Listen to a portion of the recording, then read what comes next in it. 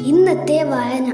പ്രിയ കൂട്ടുകാരെ, വായനാ വാരാഘോഷത്തിൻ്റെ ഭാഗമായി നടത്തുന്ന ഇന്നത്തെ വായന എന്ന പുസ്തക പരിചയത്തിൻ്റെ ആദ്യത്തെ ഭാഗത്തിലേക്ക് എല്ലാവർക്കും സ്വാഗതം.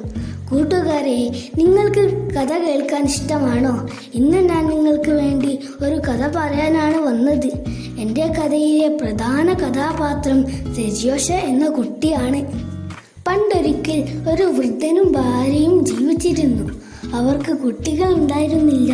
സഹായത്തിന് ആരുമില്ല. അവർ രണ്ടുപേരും മാത്രം. ഒരു ദിവസം വൃദ്ധൻ ഒരു തടിക്കഷ്ണം ചെത്തി മനുഷ്യരൂപമുണ്ടാക്കി. വൃദ്ധൻ അതിൽ മൂടി പുതപ്പിച്ചിട്ട് കുഞ്ഞിനെ എന്നുപോലെ താരാട്ടുപാടി താലോലിച്ചാട്ടി. സുന്ദരി മിഴകൾ പൂത്തിയിറങ്ങുമോ എൻ പൊന്നാരെ കുഞ്ഞെ തിരിയോഷ. മൈനകൾ പോയി, വാനമ്പാടികൾ പോയി, മയിലും കുറുക്കനും കാട്ടിൽ മറിഞ്ഞു. ഉറങ്ങൂ ഉറങ്ങൂ എൻ പൊന്നാരെ കുഞ്ഞെ. അവർ തെരിയോഷ എന്ന് പേരിട്ട തടിക്കഷ്ണം വലിയൊരു ജീവനുള്ള കുഞ്ഞായി മാറാൻ തുടങ്ങി. വൈകാതെ അവൻ വളർന്നു മിടുക്കനായ ആൺകുട്ടിയായി തീർന്നു. വൃദ്ധൻ അവനു വേണ്ടി ഒരു വഞ്ചി ഉണ്ടാക്കി. അതിൽ വെളുത്ത ചായമടിച്ച് ഒരു ജോഡി തുഴകൾ നിർമ്മിച്ചു. അവയെ ചുവന്ന ചായം പൂശി. തെരിയോഷ വഞ്ചിയിൽ കയറി.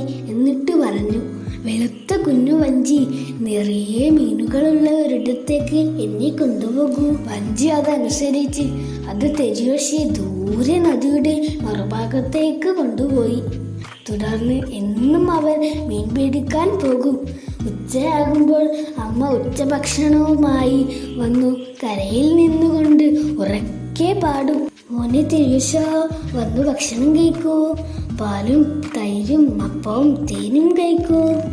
ദൂരെ നിന്ന് അമ്മയുടെ ശബ്ദം കേൾക്കുമ്പോൾ തെരിയോഷ കരയിലേക്ക് വഞ്ചി തുരന്നെത്തിച്ചേരും. അമ്മ അവൻ പിടിച്ച മത്സ്യങ്ങൾ എടുത്തു വെക്കും. അവൻ ഉച്ചഭക്ഷണം നൽകും. മാറ്റാൻ വേറെ ഷർട്ടും ബെൽറ്റും നൽകും. എന്നിട്ട് അവൻ വീണ്ടും വഞ്ചിയിൽ കയറി യാത്ര ആക്കും. ഇതെല്ലാം കണ്ടും കേട്ടും ഒരു മായാവിന് നിൽപ്പുണ്ടായിരുന്നു. ഒരു ദിവസം അവൾ കരയിൽ വന്നു നിന്നിട്ട് വൃത്തികെട്ട ശബ്ദത്തിൽ വിളിച്ചു പറഞ്ഞു, മോനെ തിരിയോഷ, വന്ന് ഭക്ഷണം കഴിക്കൂ. പാലും തൈരും അപ്പവും തേനും കഴിക്കൂ. അത് അമ്മയുടെ ശബ്ദമില്ലെന്ന് തെരിയോഷയ്ക്ക് മനസ്സിലായി. കരയിൽ നിന്ന് വളരെ അകലേക്ക് ആവുന്നത്ര വേഗതയിൽ പോകാൻ വഞ്ചിയോട് അവൻ ആവശ്യപ്പെട്ടു. മായാവിനി കൊല്ലണ്ട അടുത്തേക്ക് ഓടിച്ചെന്നു. തെരിയോഷയുടെ അമ്മയുടേതുപോലെ മധുരസ്വരം പുറപ്പെടുവിക്കുന്ന തരത്തിൽ തൊണ്ടയ്ക്ക് രൂപം മാറ്റി വരുത്തണമെന്ന് അയാളോട് അവൾ പറഞ്ഞു. കൊല്ലൻ പരമാവധി നന്നായി തൊണ്ടയ്ക്ക് രൂപം മാറ്റി വരുത്തിക്കൊടുത്തു. മായാവിനി അപ്പോൾ നദിക്കരയിൽ വന്ന് വിളിച്ചു, മോനെ തെരിയോഷ, വന്നു ഭക്ഷണം കഴിക്കൂ. പാലും തൈരും അപ്പവും തേനും കഴിക്കൂ. ആ സ്വരം അമ്മയുടേത് പോലെ തന്നെ ആയിരുന്നതിനാൽ അമ്മ വിളിക്കുകയാണെന്ന് തെരിയോഷ കരുതി.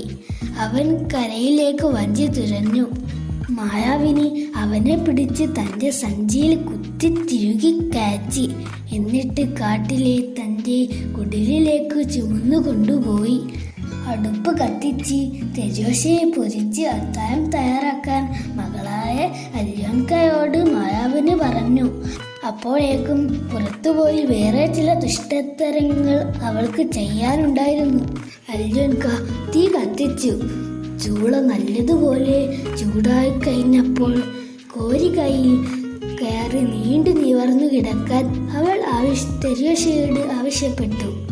എന്നാൽ കിടക്കുന്നതിന് പകരം അവൻ കോരികയിൽ കയറി ഇരിക്കുകയാണ് ചെയ്തത്. എന്നിട്ട് കൈകാലുകൾ കൂടുതൽ പിരപ്പിച്ചു നീട്ടി വിടർത്തി തന്നെ ചൂളയിലേക്ക് തള്ളിക്കയറ്റാൻ സാധിക്കാത്ത വിധത്തിൽ അവൻ അവളെ ബുദ്ധിമുട്ടിച്ചു. നീണ്ടു നിവർന്നു കിടക്കാനാണ് ഞാൻ നിന്നോട് പറഞ്ഞത്, അവൾ അസഹ്യതയോട് പറഞ്ഞു. എങ്ങനെയാണെന്ന് എനിക്കറിയില്ല, ഒന്ന് കാണിച്ചു തരൂ, തെരിയോഷ പറഞ്ഞു. പൂച്ചയും നായുമൊക്കെ ഉറങ്ങുമ്പോൾ കിടക്കുന്നത് പോലെ അങ്ങനെയാണ് കിടക്കേണ്ടത്.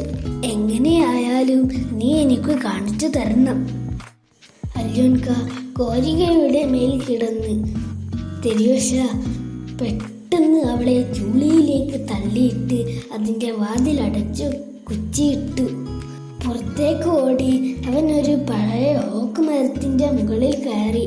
മായാവിനി തിരികെ വരുന്നത് അവൻ കണ്ടു. മന്ത്രവാദിനി വന്ന് ചൂള തുറന്ന് എന്നിട്ട് പൊതിഞ്ഞ അരിയൊക്കെ ആർത്തിയോട് തിന്നിട്ട് എല്ലുകൾ വൃത്തിയാക്കി നീക്കി വെച്ചു. മൂക്കുമുട്ടെ തിന്നു കഴിഞ്ഞപ്പോൾ അവൾ വെളിയിൽ വന്ന് പുല്ലിൽ കിടന്ന് ഉരുളാൻ തുടങ്ങി. എന്നിട്ട് ഇങ്ങനെ പറഞ്ഞു: ഉരുളും ഞാൻ ഇനിയും. തെരിയോശിയുടെ മാംസം തിന്ന വയറു